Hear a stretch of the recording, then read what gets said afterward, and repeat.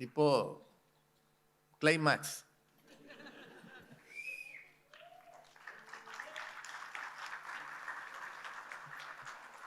மேடையிலே இருக்கின்ற அன்பும் அறிவும் வாய்ந்த நடுவர் அவர்களே,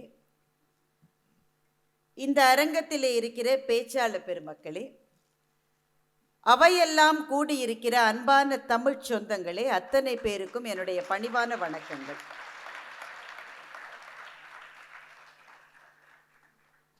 பொன்மாலை பொழுதுக்கும் இந்த நிகழ்வை ஒருங்கு செய்திருக்கிற அத்தனை அமைப்புகளுக்கும், அதற்கு பொருளுதவி செய்திருக்கின்ற பெரியவர்களுக்கும், ஆதரவு அளித்த அத்தனை பேருக்கும் என் நெஞ்சத்திலிருந்து ஒரு எளிய சொல் நன்றி. நான் உண்மையிலேயே இந்த மேடையில் ஒரு உண்மையை நான் சொல்லணும். ஒரு 2 வார நீண்ட அலைச்சல்கள் மிகுந்த ஒரு பயணத்துக்கு பிறகு நாங்கள் இங்கே வந்திருக்கோம். அப்படியே ஊருக்கு போக போகிறோம். நாங்கள் இந்த அரங்கத்திலே அமர்ந்து இந்த பாடகர்களினுடைய இசையை கேட்டது எங்கள் நெஞ்சத்திலும் உடலிலும் இருந்த அத்தனை சோர்வையும் போக்கிவிட்டது. ஒரு கணேஷ் உட்பட அத்தனை குழந்தைகளும் பாடிய பாடல்கள் எங்களினுடைய இளமையை மீட்டெடுக்க உதவுகின்ற ஒரு பொன்மாலை பொழுதாக இந்த பொழுதை மாற்றிய உங்கள் அத்தனை பேருக்கும் என்னுடைய 2 கரம் குவித்த வணக்கத்தையும் நன்றியையும் நான் தெரிவித்துக் கொள்கின்றேன். நான் முதல்ல இந்த தலைப்புக்கு சசிக்கு தான் பதில் சொல்லணும். அதுதான் முறை. அவருக்கு அப்புறம் வரேன். யாருக்கு? சசி ரொம்ப நல்லா பேசியிருக்காரு. நான் சொல்லுவேன்னு என் குரல் மாதிரியே பேசின பாருங்க. என் குரலை விட அவர் குரல் நல்லா இருக்கு. ஜனங்க கை தட்டுறாங்கன்றதுக்காக என்ன வேணாலும் சொல்லிடுறதா அப்படின்னு நான் இன்னைக்கு கேட்க போறது இல்லை. இல்ல, இப்ப பேசுனது நீங்களா அவரானே எங்களுக்கு. ஏன்னா ஜனங்க கை தட்டுறதுக்காகவே அவர் இன்னைக்கு பேசல. அவ்வளவு இலக்கிய பூர்வமாக இந்த தலைப்பை நாங்கள் ஒரு 3-4 தடவை பேசியிருக்கோம் வேற வேற இடங்கள்ல. இவ்வளவு தூரம் இலக்கிய தரத்தோடு இந்த தலைப்பை இதுவரை யாரும் அணுகியதே இல்லை. சசிதான் அதை செய்திருக்கிறார். என்னை போல பேசினாலும் சசி பாரதி ஆகிவிட முடியாது. சசியாக நானும் மாற முடியாது, நானாக அவரும் மாற முடியாது. அதுதான் உண்மைக்கும் பொய்க்கும் இருக்கிற வித்தியாசம். அது மிமிக்ரி பண்ணு. ஆனா ரொம்ப சீரியஸா பேசிருக்காரு. நான் முதல்லயே அதுக்கு பதில் சொன்னா நானும் சீரியஸ் ஆயிடுவேன். சாதாரணமாவே நான் சீரியஸா போயிடுவேன். அதனால அவங்க அந்த அணியில அந்த ஆர்டர்ல இருந்தே வரலாம். இந்த கௌசர் பான்ற தம்பி நல்லா பேசினாரு. எங்க ஊர் டிஎம் கிருஷ்ணா மாதிரி இருக்காரு பாக்குறதுக்கு. சரி, பாடட்டுமே, விடுங்க. அவங்க அவர் சொல்றாரு, அவங்க போய் சொல்ற அணியா, நாங்க ஹரிச்சந்திரன் வீட்டுக்கு பக்கத்துல இருக்கிறவங்களா நாங்க 3 பேரும். இந்த ஹரிச்சந்திரன் கதை மகாபாரதத்துல வருதுங்க. மகாபாரதம் எழுதி 4500 வருஷம் ஆகுது. 4500 வருஷத்துக்கு முன்னாடி ஹரிச்சந்திரன் வீட்டு பக்கத்துல இருந்ததை பார்த்த ஆளு இன்னைக்கு இந்த மேடையில் இருக்காரு. சில பேர் அப்படியே இருக்காங்க 1000 வருஷம் ஆனாலும். மகாபாரத காலத்துல லுங்கி கட்டி உட்கார்ந்து இருந்திருக்காரு. அவங்க மனைவி அவரை தம்பிகிட்ட கேட்குறாங்களாம், இந்த ட்ரெஸ் நல்லா இருக்கான்னு. இந்த காலம் முடிஞ்சிருச்சு தம்பி. எந்த மனைவியாவது கணவர்கிட்ட போய் ட்ரெஸ் நல்லா இருக்கான்னு.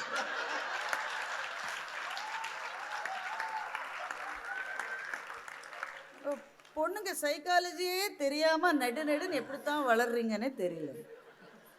மனைவி கேட்பாங்க கணவர்கிட்ட, எங்க ப்ளூ ட்ரெஸ் போட்டுக்கிட்டா ரெட் ட்ரெஸ் போட்டுக்கிட்டா? கணவர் சொல்லுவாரா, ப்ளூ ட்ரெஸ் போட்டுக்கோ. சரின்னு ரெட் ட்ரெஸ் போடணும். ஏன்னா அந்த ஆளுக்கு அவ்வளவுதான் தெரியும்ன்றது மனைவிகளுக்கு தெரியும். இருந்தாலும் ஒரு மரியாதைக்கு கேட்டு வைப்பாங்க.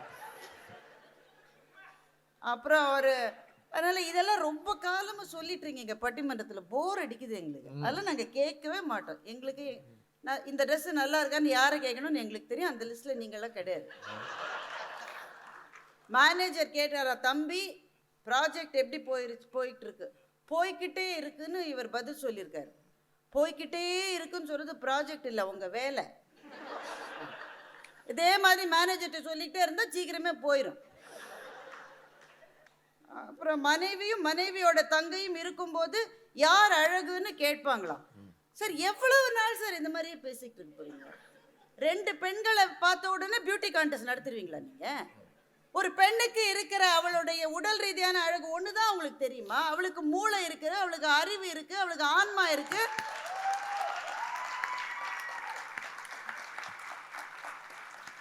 சார் எத்தனை ஆண்கள் மனைவியினுடைய தங்கையை பற்றி தன்னுடைய பிள்ளை மாதிரி, தன்னுடைய குழந்தை மாதிரி நினைச்சு வளர்க்குற எவ்வளவோ ஆண்களை நீங்கள் இந்த அரங்கத்திலே கொஞ்சம் தவற சொல்லிடாதீங்க. ஆண்கள் நல்லவங்க இருக்காங்க ஐயா, நீங்களே கெடுத்துருவீங்க போல. உங்க தாத்தாவை பற்றி சொன்னாரு, அது ஒரு நெகிழ்ச்சியான செய்தி. சொல்லும்போது அவருக்கு ஒரு சின்ன பிறட்டு வந்தது. நீங்களா கவனிச்சிங்களான்னு தெரியல, கவனிச்சிங்களா? தாத்தாவை பற்றி சொல்கிற போது அவர் என்ன சொன்னார்? வாழற நாள் தெரிஞ்சு போச்சுன்னா சாகிற நாள் நரகம் ஆயிடும் சொன்னார்.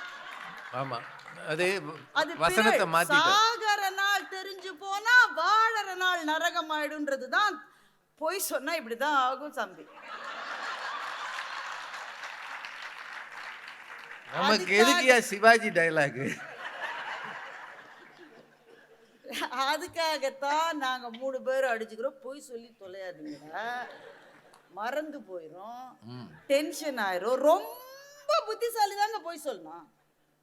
நாங்கெல்லாம் இல்லை, நாங்க ஒத்துக்கிறோம். ஏன்னா யார்கிட்ட என்ன போய் சொன்னோன்னு நினைவு வச்சு கரெக்டா அதாவது ரிப்பீட் பண்ணோம். இப்போ அந்த தங்கச்சி இருக்கு, அது கிளம்பவே இல்லை. அதுக்குள்ள ஆர்கனைசர் ஃபோன் பண்ணி கேட்டிருக்காரு. அது அப்பதான் செகண்ட் கோட்டிங் மேக்கப்ல இருக்கான். ஆனா ஷார்ஜால அது சொல்லியிருக்கு, பக்கத்துல வந்துட்டேன்னு சொல்லியிருக்கு. ஃபோனை வச்ச உடனே இங்க இருக்கிற வேற ஏதோ ஒரு ஃப்ரெண்டு ஃபோன் பண்ணிருக்கு. அப்ப என்ன சொல்லும்? இன்னும் கிளம்பவே இல்லை. இப்போ கிளம்பவே இல்லைன்னு சொன்ன ஃப்ரெண்டும் ஆர்கனைசரும் இவங்க வர்றதுக்கு முன்னாடி மீட் பண்ணிட்டா என்ன ஆகும்? தேர்ட் கோட்டிங் ஆயிடும்.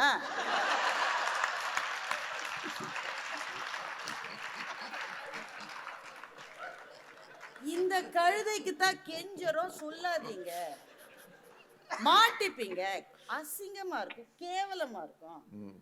அடுத்த பட்டிமன்றத்துல கூப்பிடுவாங்கன்னு நினைக்கிறீங்க? நீ 8 கோட்டிங் வேணாலும் போட்டு வீட்லயே இருமான்னு சொல்லு, காரைக்குடியிலே இருங்க.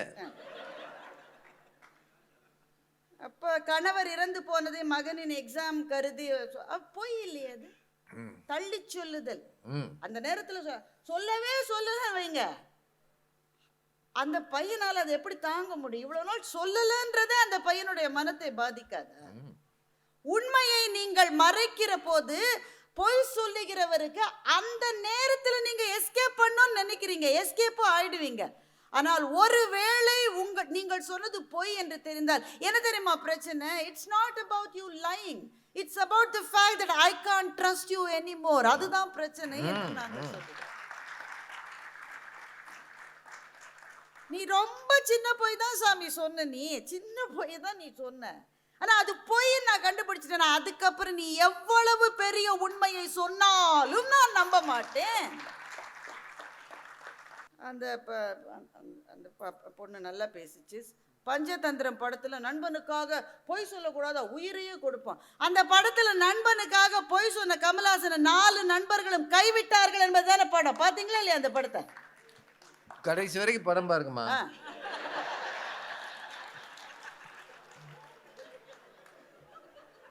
இதுல என்னவோ பெரிய படத்தை பார்த்து தத்துவ பஞ்சதந்திரம் எல்லாம் பாக்குறதே ஜாலிக்காக. அதுல இருந்து வாழ்க்கை தத்துவங்கள் எல்லாம் நீங்க தேடக்கூடாது. அந்த அம்மா சொல்றாங்க அவங்க எல்லாம் தியாகிகளாம். கவனிச்சிங்களா இல்லையா? அவர் தான் தியாகி, காப்பி போட்டு கொடுக்குறாரு. அவங்க சொன்னாங்க நாங்க 3 பேரும் தியாகிகள்னு தங்களே சொல்லிக்கிட்டாங்க. நான் சென்னைக்கு போன உடனே சொந்த காசு செலவழிச்சு மவுண்ட் ரோட்ல அவங்க 3 பேருக்கு செலவு வைக்கிறேன். தியாகிகள் ஏற்கனவே இருக்கிற சில பத்தாது அல்ல. இவங்க பதில் சொல்லிட்டாங்க, இருந்தாலும் என் மனசு ஆறல. ஆனால் நானும் பதில் சொல்லணும். இந்த ஒரு காத்து மேல காத்து கீழே, காத்து சைட்ல, காத்து ரைட்ல. திருக்குறள் உங்களுக்கு இந்த மாதிரி பாட்டா? உங்களுக்கு நீங்க நினைச்சப்போ மாத்துறதுக்கு சார், திருக்குறளை மாத்துறதுக்கு ஒருத்தர் ட்ரை பண்ணாரு தெரியுமா? உண்மை சார், இது வரலாறு, இது ஆமாம் உண்மை. நான் சொல்றது திருக்குறளை மாற்று ஒரு வெள்ளைக்காரர் ஒருத்தர் மதுரையில கலெக்டரா இருந்தாரு. திருக்குறள் கொஞ்சம் கொஞ்சம் தப்பா இருக்குன்னு அவருக்கு தோணிச்சு. உடனே நான் திருக்குறள் எல்லாம் தமிழ் கத்துக்கிட்டு இருந்தாரு. திருக்குறளை கொஞ்சம் மாத்தி மாத்தி எழுதி அதை கொண்டு போய் மாபெரும் தமிழ் புலவரான தியாகராச செட்டியாரிடம் கொண்டு போய் கொடுத்தாரு. அது நான் திருக்குறள் எல்லாம் நான் மாத்தி எழுதியிருக்கேன். அவர் சொன்னாராம், திருக்குறள் என்ன தாயில்லா பிள்ளையா வரவன் போறவன் தலையில தட்டுறதுக்குன்னு கேட்டிருக்கேன்.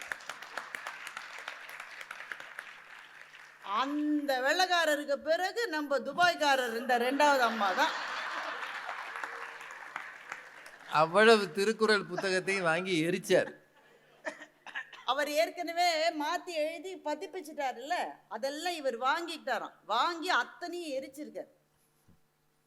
சிலவற்றை மாற்றக்கூடாது. மாற்றுவோம் என்ற நினைவே அதற்கு நீங்கள் செய்கிற துரோகம். சும்மா நீங்க பட்டிமன்றத்துக்கு எதை விட சொல்லிடக்கூடாது. ஜனங்க கை தட்டுறாங்கன்றதுக்காக இப்பதான் தொடங்குது. அந்த பொய்மையும் அந்த தாங்க அங்க முக்கியம். திருக்குறளை படிக்கிற பொய்மையும் லை ஆல்சோ அப்படின்றப்பவே என்ன அர்த்தம்? உண்மைக்கு அது ஒரு நாளும் சரிசமமாக வர முடியாது என்று அர்த்தம். இப்போ பொய்மையும் வாய்மை எடுத்து புரை தீர்ந்த நன்மை என்ன பயந்திருக்காங்க தெரியுமா? அவங்க எங்க நடுவரை சுள்ளான்னு சொல்லி ஒரு பெரிய நன்மை செஞ்சிருக்காங்க. நான் அப்பயே மறந்துட்டேன்மா, நீங்க வேற ஞாபகப்படுத்து. அப்புறம் இவங்க சொல்லுவாங்களோ நாமெல்லாம் ஒண்ணுமே தெரியாத ஈனாவானவா நாமெல்லாம் நம்பிடுவோம். அவர் கணவரை 2வதுல ரோலியே வச்சுக்கிட்டு இவங்க சொல்லுவாங்களோ, நான் 12 வருஷம் முன்னாடி என் புருஷன்கிட்ட நான் சொன்னேன், நீங்க காஃபி போட்டா தான் நாளே நல்லா, டேயே நல்லா இருக்கும், டேயே நல்லா, டே நல்லா, டீயே நல்லா இருக்கும்னாவது சொல்லியிருக்கிறாங்க. அவர் 12 வருஷமா ஏன் தெரியுமா காஃபி போடுறாரு? நீங்க போடுற காஃபியை சாப்பிட முடியாதுன்ற உண்மை அவருக்கு தெரியும். அதனால அவரே போட்டுக்கிறாரு, அவரே சாப்பிடு. பக்கத்தில் இருக்கிற பிள்ளையெல்லாம் கை தட்டுற அளவு நமக்கு தேவையா? இப்போ அது 1000 போய் அவங்க சொல்ல, அன்பே சுகமா, கோபங்கள் சுகமா, உன் பொய்கள் எல்லாம் சுகமா, பொய் இல்லாமல் காதல். எவ்வளவு நாள் இதே சொல்லிட்டு இருக்கிறீங்க? காதல் என்றால் பொய், காதல் என்றால் பொய்யில ஆரம்பிக்கிற எது நல்லா இருக்கும்னு நீங்க சொல்லுங்க. காதல் என்பது திருமணத்தில் போய் முடியணும்னு நினைக்கிறோம் நாம். ஒரு உறவினுடைய தொடக்கமே பொய்யாக இருந்தால் அந்த உறவு எப்படி நன்றாக இருக்கும் என்று நான் உங்களை கேட்கின்றேன். எப்படி சரியா இருக்கும்? ஜெயகாந்தனை பற்றி சசி சொல்லுகிறார். உங்கள் உண்மை ஒன்றும் எனக்கு அவ்வளவு பெரிய விஷயம். அந்த ஜெயகாந்தனை நேரம் நான் பார்த்துருக்கேன். ஜெயகாந்தன் ஒரு மேடையில் சிங்கம் போல உரையாற்றி கொண்டிருக்கிறார். நான் உட்காந்து பார்த்துக்கிட்டு இருக்கேன். கேள்வி பதில் நேரம். ஜெயகாந்தனிடம் ஒருவர் கேட்கிறார். அப்போது ஒரு கவிதை வந்தது. அந்த கவிதை ரொம்ப பிரபலமான கவிதை. கவிதைக்கு பொய் அழகு அப்படின்னு அந்த அந்த பாட்டில் ஒரு வரி வரும். கவிதைக்கு பொய் அழகு என்று சொல்லுகிறார்களே ஜேகே, அதை பற்றி என்ன நினைக்கிறீர்கள்? ஜெயகாந்தன் அடுத்த நொடி சொன்னது, உள்ளத்தில் உண்மையொளி உண்டாகில் வாக்கில் ஒளி உண்டாகும் என்று மகாகவி பாரதி சொன்னாரே, அதுதான் கவிதை என்று ஜேகே பதில் சொன்னார். நான் சாட்சி, அந்த அரங்கத்தில் நான் இருந்தேன்.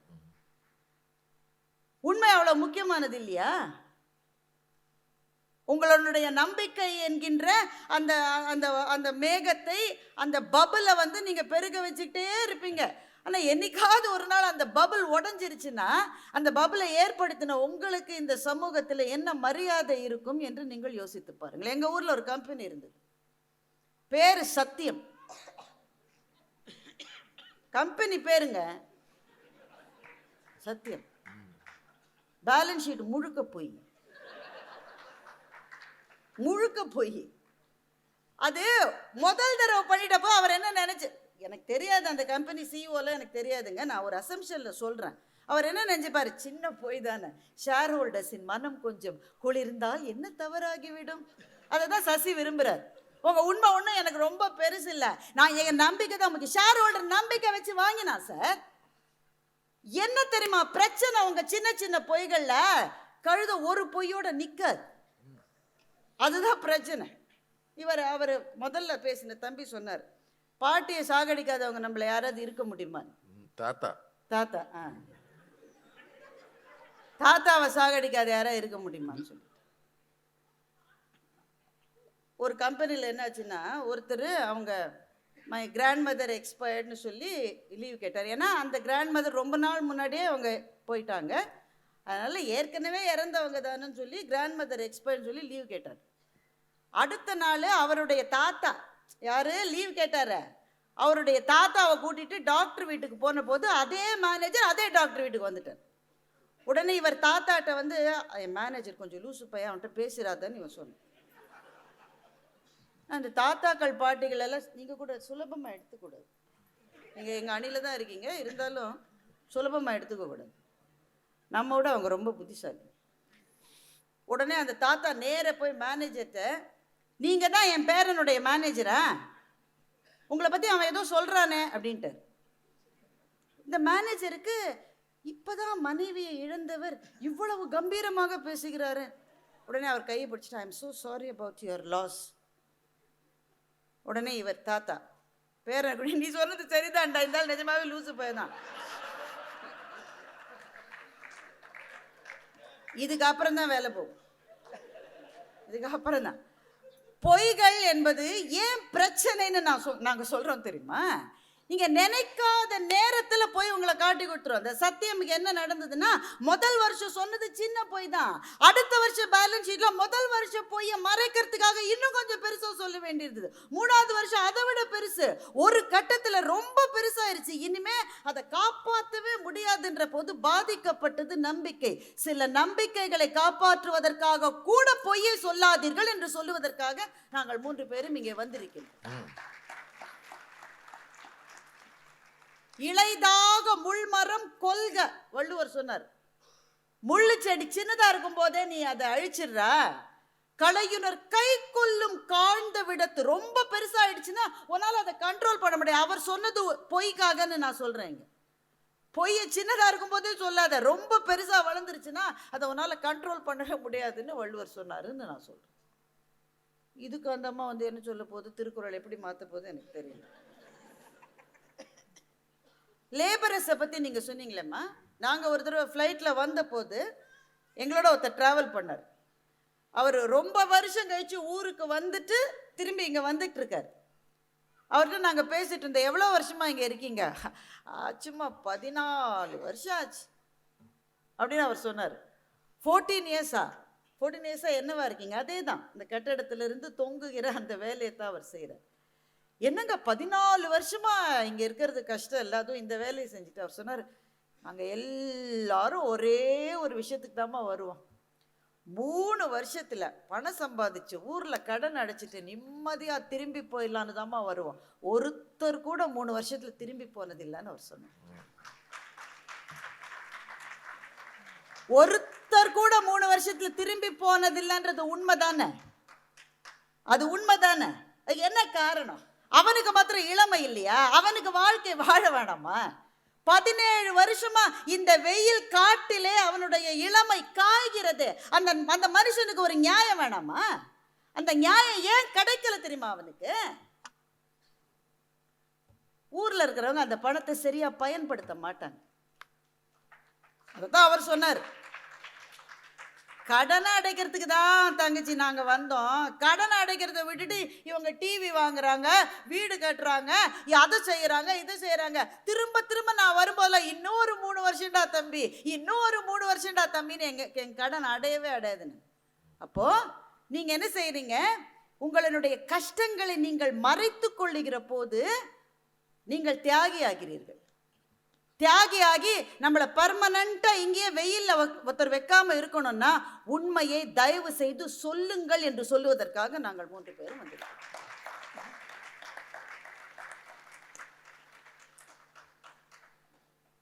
அப்புறம் அவர் சசி பேசும்போது சொன்னார், மனசிலிருந்து பேசுவது அறிவிலிருந்து மனசுன்றது எங்கே சார் இருக்கு? அறிவின் ஓரத்தில் இருக்கு. எங்க இருக்கு மனசு? ரொம்ப நாளா சொல்லிட்டு இருக்க மனசுலன்னு சொல்றோம். அங்க இருக்கிறது இதயம். அது ஒரு மசில், அவ்வளவுதான். மனசு வேற அறிவு வேறெல்லாம் கிடையாது சசி. எல்லாம் ஒண்ணுதான், எல்லாம் ஒண்ணுதான். நமக்கு இருப்பது அறிவு மாத்திரம்தான். அந்த அறிவை செம்மாந்த முறையிலே பயன்படுத்தி அதிலிருந்து வருகிற சொற்கள் உண்மை சொற்களாக இருந்தால் உறவுகள் காயப்படாமல் இருக்கும். Face the fact. ஏன் தெரியுமா நீங்க 3 பேர் சின்ன சின்ன பொய்களுக்கு சப்போர்ட் பண்றீங்க? சின்ன சின்ன பொய்களை சொல்ற எல்லாரும் அந்த நேரத்துல தன்னை காப்பாத்திக்கிறதுக்காக ஓடி போறோம். அந்த நேரத்துக்கு எஸ்கேப், அவ்வளவுதான். ஆனால் அந்த சின்ன சின்ன பொய்களை சொல்லாமல் அந்த நேரத்தில் ஒரு தைரியத்தோடு நீங்கள் இருந்தீங்கன்னா உங்கள் மனசுக்குள்ள ஒரு லிபரேஷன் கிடைக்குமே. அதனுடைய சுவையை எப்போவாவது நீங்கள் 3 பேர் அனுபவிச்சு பார்த்துருக்கீங்களா? ஒரு விடுதலை கிடைக்கும்ல. ஒரு உண்மையை சொல்லுவது என்பது ஒரு விடுதலை, ரிலீஃப், ஒரு ரிலீஃப். அது வேணாமா உங்களுக்கு? பொய்யின் அழுத்தத்திலேயே வசந்த கால காற்றிலே வீசு. வசந்த காலமே கிடையாதுங்க துபாயில். எங்க இருக்கு? நீங்க செயற்கையா உருவாக்கலாம். இந்த செயற்கை வேண்டாம் என்று நாங்கள் சொன்னால் அவர் உடனே சொல்றாரு லைஃப் இஸ் பியூட்டிஃபுல். அந்த படத்தெல்லாம் நீளமா சொல்றாரு, கதையே சொல்லிட்டாரு. ஆமா, கிளைமாக்ஸ் வரைக்கும் வந்துட்டார். சரி, கடைசியில அந்த படம் வரல. நாசி படை இவர் கதை. அந்த கதையில சரியா அப்பாவை கேஸ் சேம்பருக்கு கூட்டிட்டு போகும்போது மிகச்சரியாக தமிழ் சினிமாவில் கடைசி சீனில் போலீஸ்காரர் வர மாதிரி மிகச்சரியாக நேசப்படைகள் வெற்றி பெற்று. நேசப்படைகள் வரலையா? 6 மாதம் கழிச்சு வந்தாங்க. அந்த பையன் என்ன ஆவான்? சில சினிமாக்களுக்காக சில கவித்துவங்கள் இருக்கலாம். வாழ்க்கையில் பிள்ளைகள் அப்படி வளர்க்காதீங்க தயவு செஞ்சு. நீங்க படுற கஷ்டங்களை உங்க பிள்ளைகளுக்கு நீங்கள் சொல்லி சொல்லி சொல்லிதான் வளர்க்க வேண்டும். இல்லாட்டி அப்பா அம்பானி நினைப்பான். அவர் சசி பேசும்போது ஒரு வார்த்தை சொன்னா, நீங்க கவனிச்சிங்களா? விவசாயி வான்மழைக்காக காத்திருப்பது போல சொன்னாரா இல்லையா? கவனிச்சிக்கு தானே? வான்மழை பொய்த்து போன விவசாயி அதுக்கு ஒரு லாங்குவேஜ் வச்சிருக்கான். மழை இல்லைன்னா அதுக்கு ஒரு லாங்குவேஜ் வச்சிருக்கான். மழை பொய்த்து போனால்னு சொல்லுவான். மழை கூட பொய் சொல்லக்கூடாது சார். அப்பதான் விவசாயனுடைய வாழ்க்கை நல்லா இருக்கும்.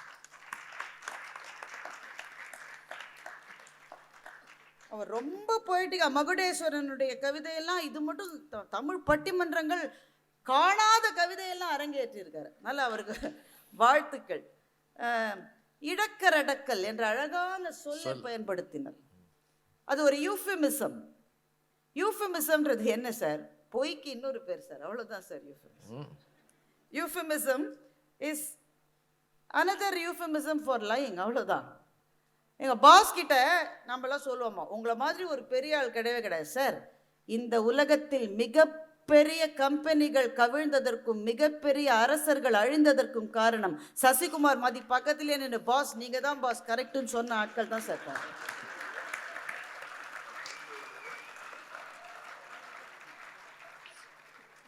சார் கம்பனை பற்றி இந்த மேடையில் பேசியிருக்கோம். கம்பன் சொல்றான் அமைச்சர்கள் தசரதனுக்கு எப்படி இருந்தார்கள்னு சொல்றோம்.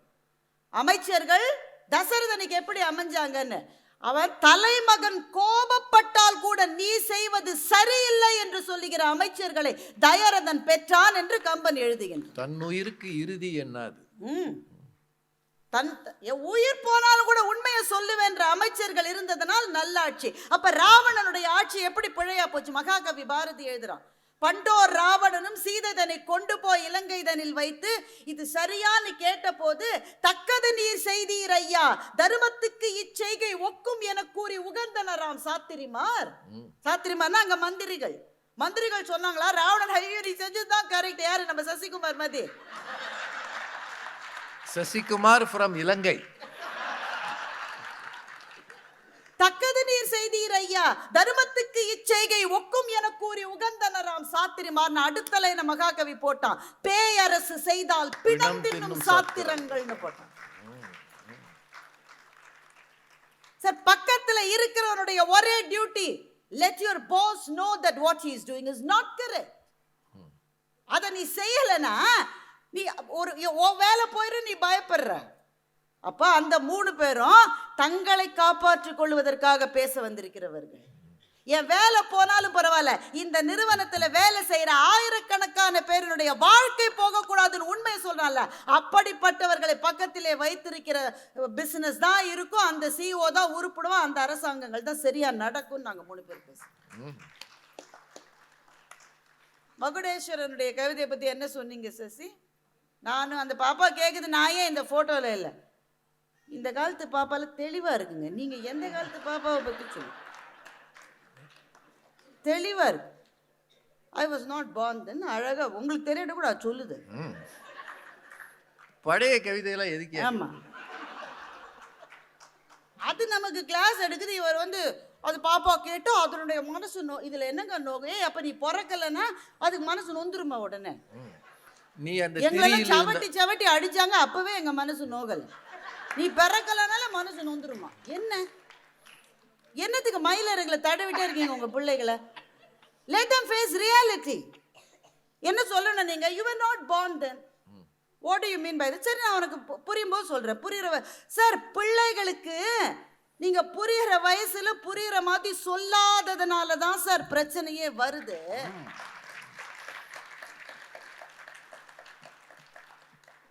மகுடேஸ்வரன் கவிதை நல்லா தான் இருக்கு. நீங்க உங்க வீட்டில் இங்க இல்லைன்னு அந்த பாப்பா இருக்கு, அது கேட்குது, நான் ஏன் ஃபோட்டோ ஆல்பம்ல? உடனே அவர், சார் நான் உன் தாயின் கையை பற்றின அந்த இதத்தில் நீ இருந்தாய், அந்த கதகதப்பிலே நீ இருந்தாய். இந்த கொடுமைக்கு தான் அப்பா உன்னோட நான் ஏற்கனவே பேசுறேன்.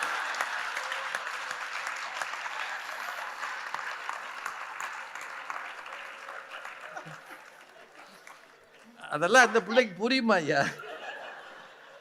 நாங்களே பசியில் இருக்கோம் சார் இந்த நேரத்தில். கவிதையில் சொல்லு, மகுடேஸ்வரன் கவிதை பொய்ன்னு உங்களுக்கு யார் சொன்னது சசி? அந்த மகள் தான் என் வாழ்வின் விளக்கு என்று சொல்லுகிறார்.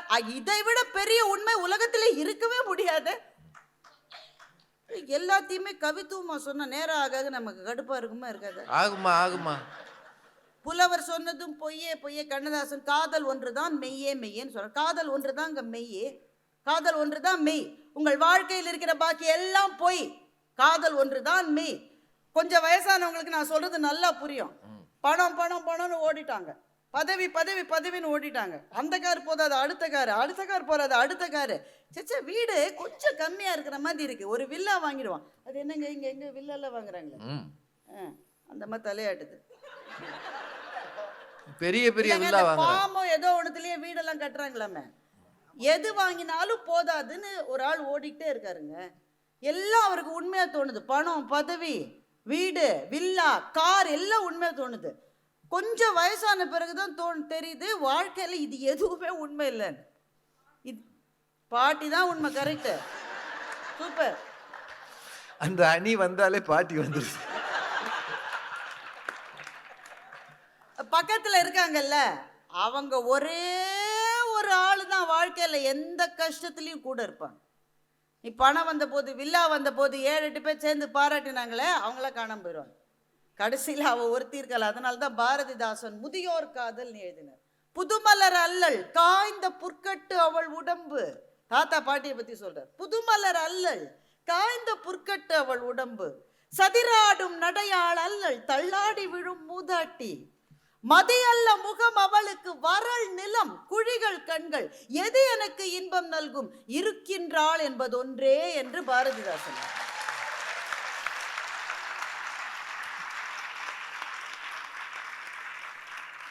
காதலை விட பெரிய போய் கிடையாதுன்னு சொல்ற ஆட்கள் எல்லாம் காதல் இன்னும் சிக்காத ஆட்கள்.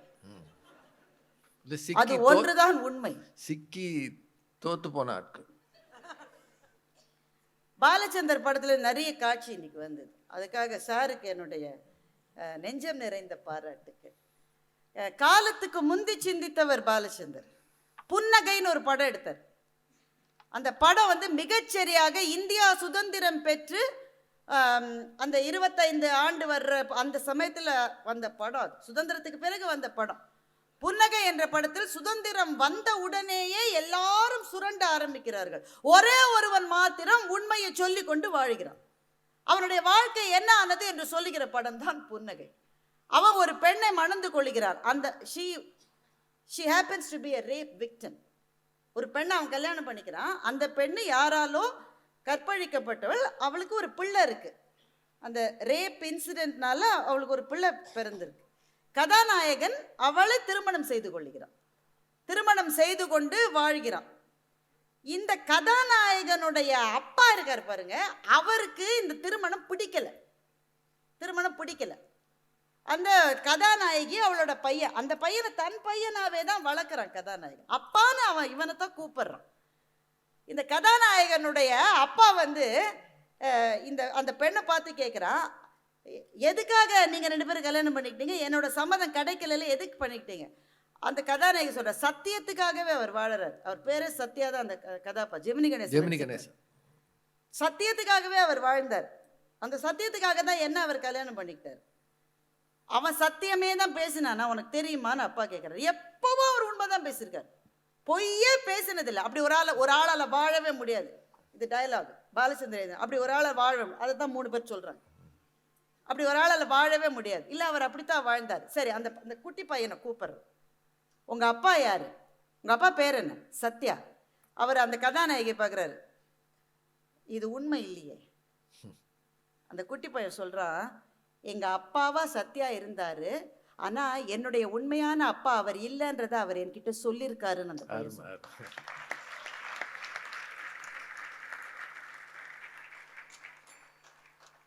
சார், இதுதான் சார் உண்மை.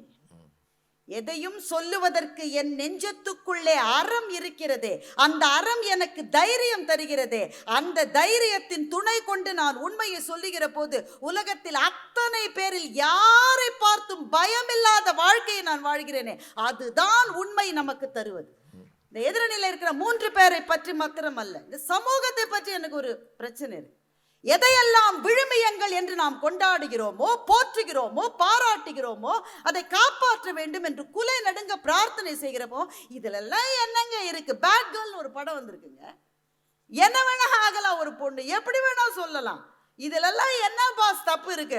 கொஞ்சம் அப்படி இப்படி இருந்தா என்ன பாஸ்? இப்படி நீங்க ரிலாக்ஸ் பண்ணிக்கிட்டே போனீங்கன்னா ஒரு காலகட்டத்தில் விழுமியங்கள் என்றும் வேல்யூஸ் என்றும் எதுவுமே இல்லாத ஒரு சமூகம் தான் நமக்கு மிச்சம் இருக்கும். அவங்க ரொம்ப அழகா சொன்னாங்க, பொய்யில என்னங்க சின்ன பொய் பெரிய பொய், நெருப்புல சின்ன நெருப்பு பெரிய நெருப்புன்னு இருக்கா உங்களுக்கு? அக்கினி குஞ்சொன்று கண்டேன், அதை ஆங்கோர் காட்டிடை பொந்திடை வைத்தேன், வெந்த தணிந்தது காடு தடல் வீரத்தில் குஞ்சென்றும் மூப்பென்றும் உண்டோன்ற மகாகவி பாரதி. நெருப்புன்னு வந்த பிறகு சின்ன நெருப்பு என்னடா பெரிய நெருப்பு என்னடா, ரெண்டும் ஒண்ணுதான் பாஸ். நீ பொய் சின்ன சின்ன பொய் சொல்றதுனால மற்றவங்களுக்கு பிரச்சனை இல்லை, நாங்கள் சொல்லவே வரலைங்க. அவங்க 3 பேர் தலைப்பை சரியாக புரிஞ்சுக்கல. மற்றவங்களுக்கு பிரச்சனைன்னு நாங்கள் சொல்லலை. மற்றவர்கள் மனம் நிம்மதி அடைவதற்காக அவங்க நிம்மதி அடைகிறாங்களே, நீ நிம்மதியாக இருக்கியான்னு நான் அவங்களை கேட்குறேன். நீ நிம்மதியாக இருக்கியான்னு கேட்குறேன். சொல்லிட்டேன் நீ நிம்மதியாக இருக்கியா? அது தெரிஞ்சிருமோன்னு பக்குன்னு அடிக்குது. இல்லை, ஒரு பொய்யை மறைக்க 100 பொய் சொல்கிறல்ல, 100 பேர்கிட்ட 100 பொய் சொன்ன பிறகு யார்கிட்ட என்னென்ன பொய் சொன்னோன்னு நினைவு வச்சுக்க முடியாம நீ தடுமாறுறல்ல, இதெல்லாம் உனக்கு தேவையான்னு நான் கேட்குறேன். அந்தந்த நேரத்தில் உண்மையை சொல்றவனுக்கு சுமையே கிடையாது. Because he doesn't have to remember anything. ஆனால் பொய் சொன்னவனுக்கு எல்லாத்தையும் நினைவு வச்சுக்கணும். எல்லாவற்றையும் நினைவுகளாக சுமந்து கொண்டு வருத்தப்பட்டு பாரம் சுமக்கிற அந்த 3 பேரா, பாரங்களே இல்லாமல் தைரியமாக உலகத்தை எதிர்நோக்குகிற திராணியும் தெம்பும் இருக்கிற நாங்கள் 3 பேரா என்ற முடிவை நடுவரிடம் விட்டுவிட்டு, எங்க நடுவர் ரொம்ப தைரியமானவர். ரஜினிக்கும் விஜய் சேதுபதிக்குமே பொண்ணு கொடுக்க முடியாதுன்னு சொன்னால அவர்.